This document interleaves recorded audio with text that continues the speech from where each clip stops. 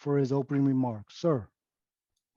Well, Steve, thank you very much for getting us off to a good start here, and thanks for your efforts in coordinating this event. As always, the impact you're having as you help us lead the Korea Defense Veterans Association is greatly appreciated by me and everyone.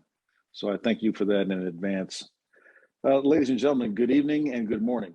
This is the way it looks for our alliance all the time. It's one or the other, in one place or the other, and we're delighted that we're joined by friends in the United States and in Korea today to have this moment to reflect on the extraordinary impacts of General Paek Sun-yup.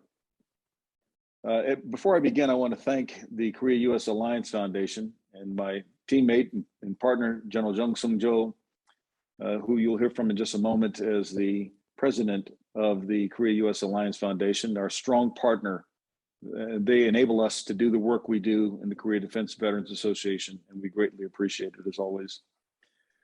Ladies and gentlemen, as you have joined us, focused on this commemoration of General Paek Sun-yup, you know, it would have been 101 years, depending on how you count it, and we certainly miss him from being in our presence.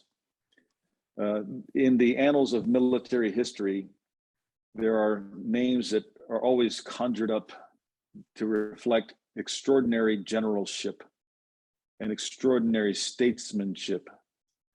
Sometimes those categories are separated. The great generals are in one hand and the great statesmen are in another hand.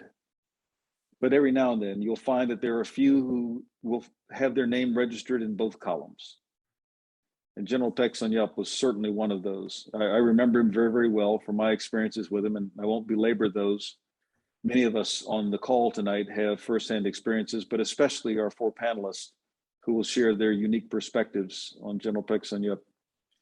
And I do want to add that one of those names that comes up also is General James Van Fleet.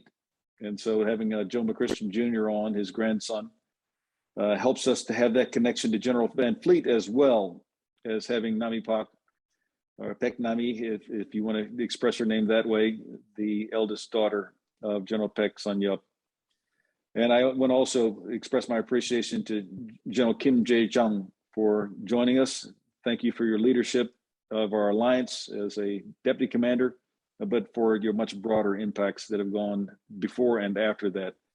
And Director Yu Kwang-jung, thank you as well for participating tonight and bringing your unique perspectives as well on General Paek. This is going to be an excellent, excellent discussion.